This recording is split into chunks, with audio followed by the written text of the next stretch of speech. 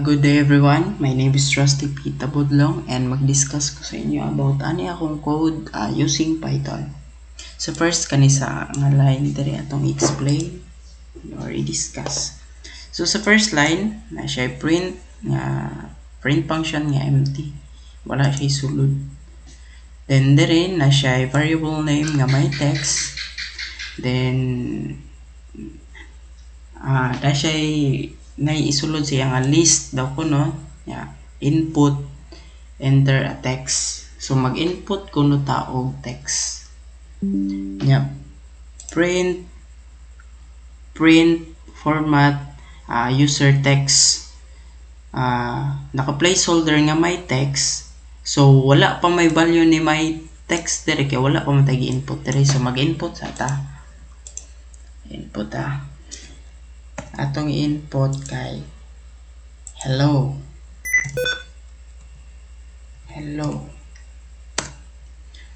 Nag-input na ta direct hello. So ang value karon ni my text kay hello. Then dire sa sulod user text placeholder nga may text. So ang sulod ani ni my text karon is hello na, which is kani hello. Then sa text type iyang i-identify kung unsa siya nga text. So ang type niya kay class list, which is kani naka-list. Tapos diri sa next kani star list nga ang star list diri kay variable name nga wala gyapon sulod. Tapos nagprint na po siya og empty, wala gyapon sulod. Tapos diri sa next line 4s in my text. So diri na siya ang my text ko na siya temporary name siya nga s si my text. So fs in store list. So diri i-print ko no si f format nga naka placeholder nga s. So si s karon kay mo man ni siya si my text nga naay sulod nga hello. Ato daw identify kung na ba daw siya duplicate. So atong tan-awon si H na ba daw siya duplicate? Wala. Si E wala. Si L naa. Tapos si O wala ka duplicate. So ang iyang result dere nara L has duplicate na naka-duplicate man ang L.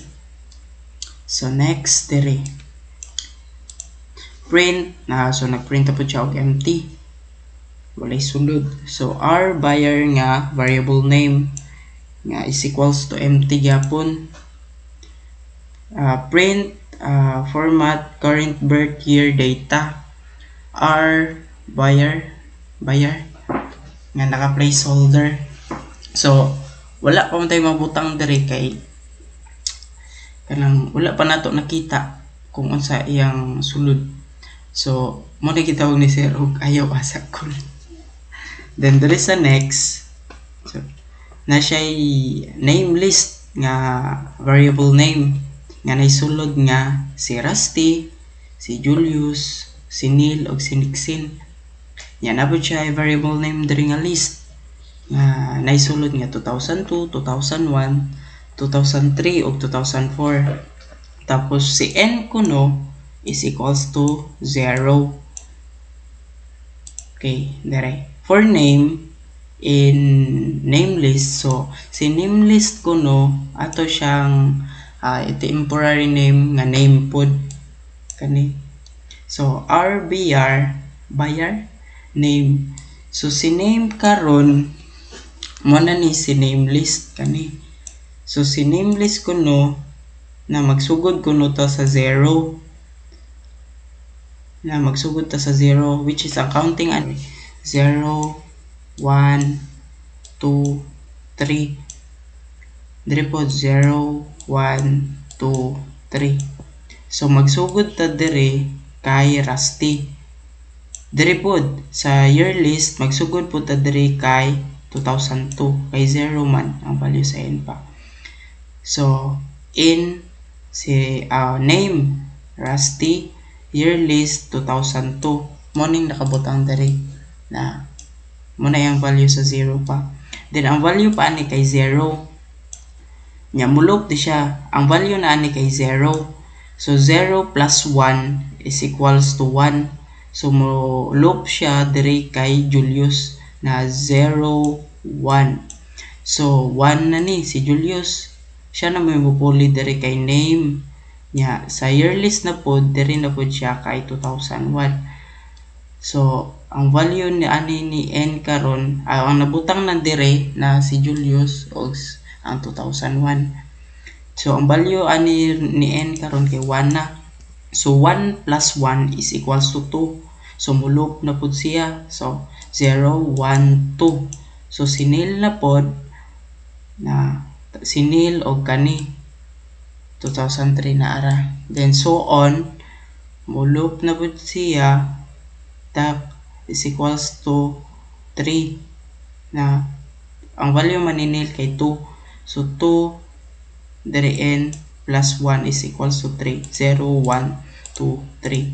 Si Nixon karon napod siya year list nga 0 1 2 3 nga 2004.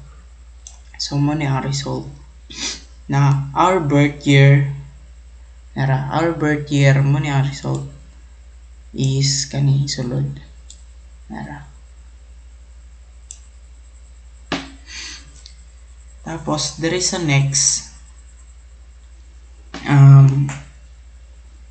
next tapos ta sa last part. Nag-define og nagprint og empty line.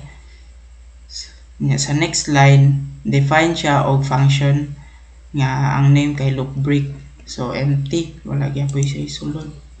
For num in range, so num kuno nga 3 to 10 magbutang kuno ta og number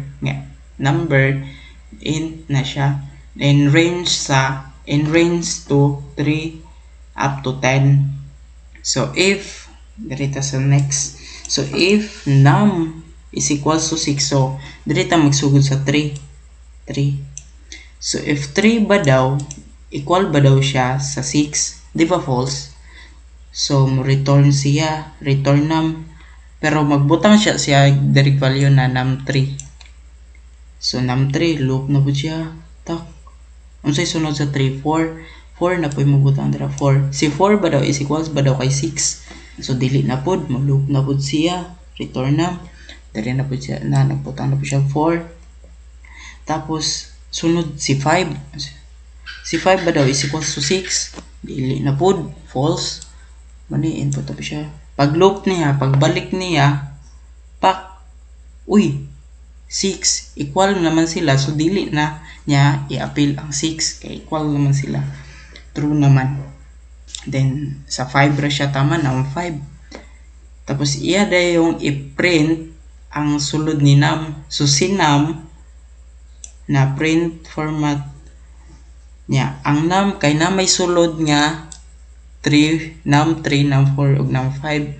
So si num na isulod niya is equals to ipabutang na po daw niya na ipa-placeholder niya ang num. So ibutang na po nato ang value ni num diri utro, which is kaning 3 ug 4 ug 5.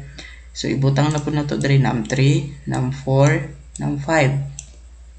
So ang kaning return 7, so wala naman ta kaabot og 7, di ba 6 ra tataman.